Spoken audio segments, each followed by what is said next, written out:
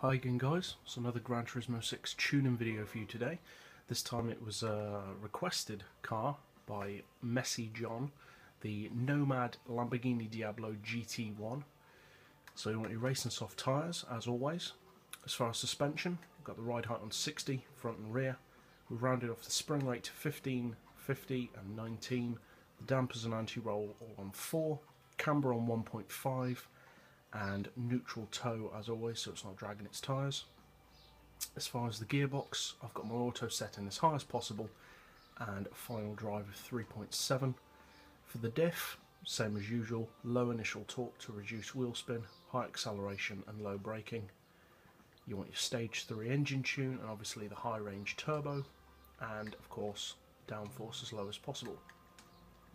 You may want traction control on with this car because it does wheel spin quite a bit, but I would recommend not using it because it is quicker without it.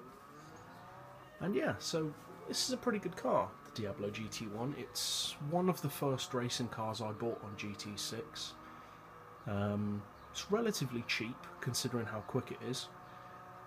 In terms of competition, I'd say that this car's main rival, to be honest, is probably the Pagani Zonda R, because they're both mid-engine rear-wheel drive with big capacity V12s, around 1100 horsepower, similar kind of weight.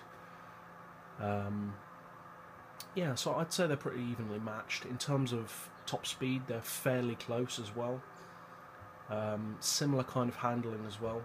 So yeah, I'd say the main rival of this car would be the Zonda R. But yeah, it is a pretty quick car. It has a cruising speed of about 257, and that's at just over 7,000 RPM, so it could easily do over 280 with slip, maybe even 290 or 300.